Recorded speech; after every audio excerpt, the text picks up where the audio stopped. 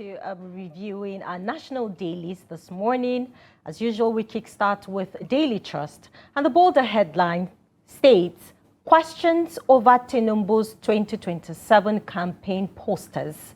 You can read the story on page 4 and 5 of the Daily Trust newspaper.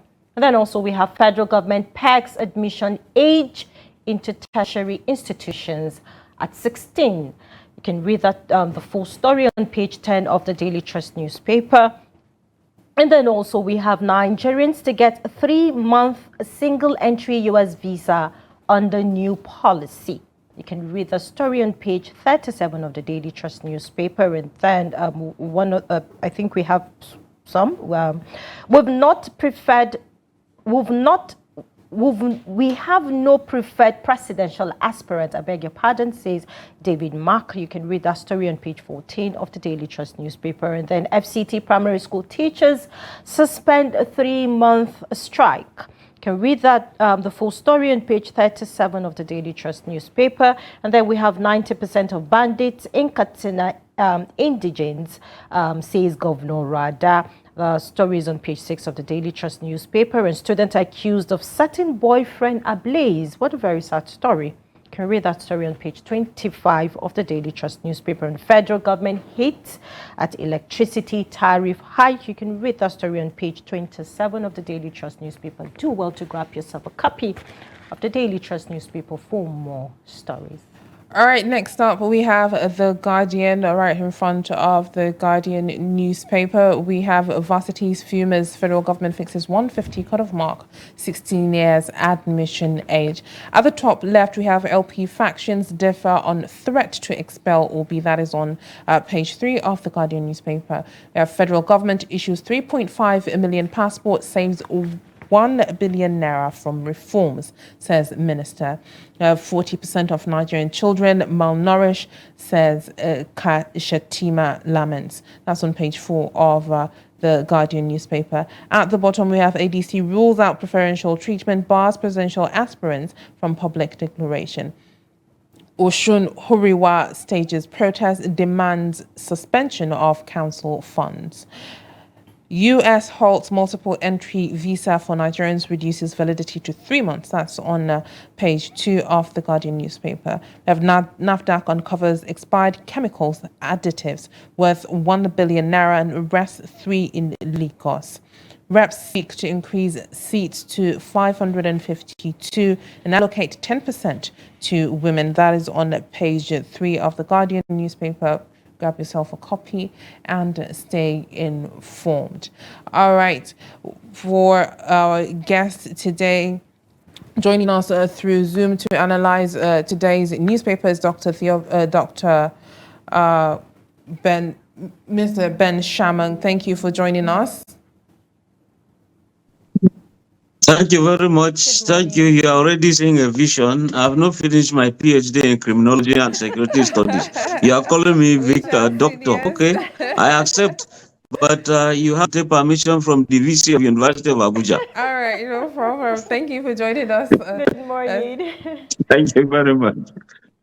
All right, first off, right in front of Daily Trust, the first headline is questions over Tinubu's 2027 campaign posters.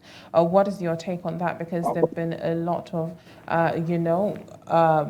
input on saying that there have been a lot of posters all around, and there have been feedback that they've not done it, or they've not started putting posters. And putting posters indicates that you've started campaigning. So what is your take on that?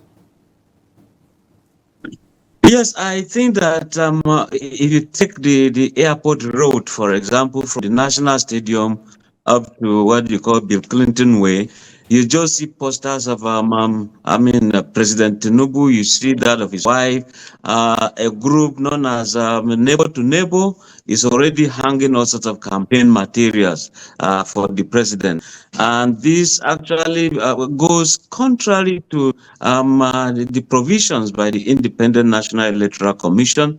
They have not released a campaign per period. There there has to be a time that the government, as the INEC says, look, campaigns can start.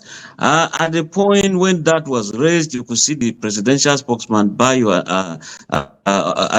Ononuga, saying that a body just felt they should do it. It wasn't the government that said they should do it.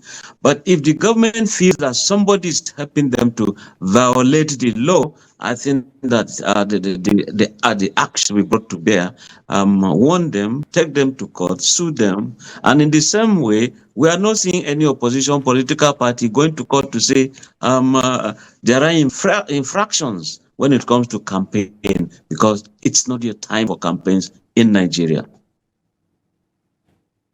Okay, looking at the education sector, concerning the minimum age of entry into the university. We have headlines from the Daily Trust and also the Guardian this morning saying that federal government pegs admission age at 16. As a parent, what are your thoughts on, the newly introduced minimum age entry into Nigerian tertiary institutions? Yes, as well as the cutoff marks. Yes, as well as the cutoff marks as well, which is 150 benchmark. Yes, the government regulates education. The government regulates entry points.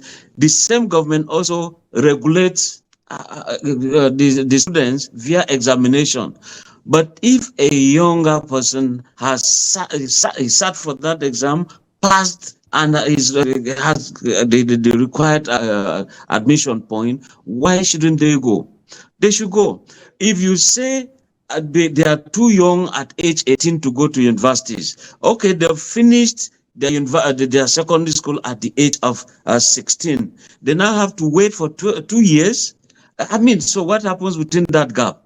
No engagement, nothing. And when we're talking about insecurity, they become agents. People can recruit them. Now, look at those who have missed admission 2, 3, 4, 5 years. By the time they go into universities, courses that are supposed to be 4 years, 5 years, due to strikes here and there, they spend 7 years, 8 years before they graduate.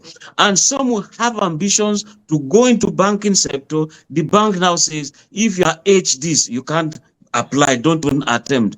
They want to join the armed forces of Nigeria, the police, the DSS. They tell them, look, there is age limit. You just see that they wasted so much time in the university waiting and waiting and waiting.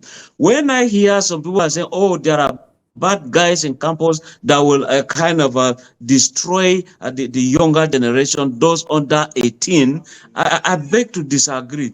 Let the law agencies or agents be deployed into that place. And you need to also have psychologists in virtually all the hostels. You have them in the faculties. When they see misconduct, I mean, they begin to call children to order. There has to be a time where parents, teachers, lecturers, students, they begin to come together and talk on issues. Don't underrate the religious institutions on campus. I mean, we shouldn't just be punishing children. Look at children becoming professors abroad at the age of 20. Here we are still debating. Our children should not go to school. We are infringing on their fundamental rights when it comes to education. They have to have education. Education is key, is the bedrock to everything. And when you say there's going to be misconduct, tell me the politicians that they are misbehaving. Tell me the governors. Look at the embezzlements here and there. There is the rational choice of theory when it comes to criminality. Some people, you'll be jailed, you'll be caught, but they still embezzle because they've chosen to do it. Are these things being done by teenagers? Are these things being done by undergraduates? These are people we think are supposed to be leaders, leading these youths. But what are they teaching them? Now you block them, don't go to university. I beg, clear way, make I pass. All right. We have Katsina State Governor Dekorada saying that 90% of bandits in Katsina are indigents. What is your take on this? Yeah, you almost called my state Kaduna. But truly, let me tell you, when you observe, you see that most of the activities, criminality is taking place. There's the saying by the Hosabu, said the Dangari Akachigari. It's with somebody within the system, within the society, that you have connivance. The informants are from within the society. Those who are engaged in this kind of activities are within the society. And like Governor Rada has said, yes, he knows it. He's the chief security officer of that state. You look at when you have those arrested or even those who have surrendered, a small question: where are you from? They begin to tell you the family, they tell you the ward, the electoral ward, the ward, the local government, and the state they come from. So from there, when you confirm, you just see that, yeah, the person spoke the truth. And based on that, the governor is saying that percentage is from the state. Therefore, what needs to be done? Engage these people. When you say, just like we are seeing here, some people are saying, oh, why is it that there are no female footballers in northern part of Nigeria? You can see them in the Islamic world. They are doing well, making their countries proud, gainfully employed, or doing their thing the way it ought to be done. As therefore, if we don't engage these youth, the sporting world, let's engage them. At the point, the same Katsina, they have this, is it Science and Tech Village during the Ibrahim Shema days. I went there, I saw females making shoes, making bags, making purse, making all sorts of, so attractive. So are they being engaged? Has that thing died down? So if you don't engage them, of course, as it is always said, an idle man is the devil's workshop. So some people, those who don't mean well for society, will just go and recruit them, and they become problems to families, to society, to humanity, and of course, the society is worse for it. So right. I think the governor is right. But what is to be done is just not reading the book of lamentation. Do something, and something should be done practically to bring them out from the shackles of poverty. All right. Thank you so much, Mr. Ben Shamang, for joining us and analyzing all these stories that made it to the front page. Thank you. Always a great pleasure being in the midst of powerful ladies. Thank you. Absolutely. Have a great day. Have a great day. With that, we've come to the end of Daybreak on Trust Television. Thank you for staying with us. Make sure you tune in tomorrow morning at 8 a.m. for another round of interactive and an interesting session as well. As always, I am Hawa Adamikiawa. Thank you for watching. And I am Mimuna Bagudu. Thank you so much for watching. Do not forget to follow us on all of our social media platforms, and also do well to subscribe to our YouTube channel for a live stream of all of our programs. To have a lovely day. Bye-bye.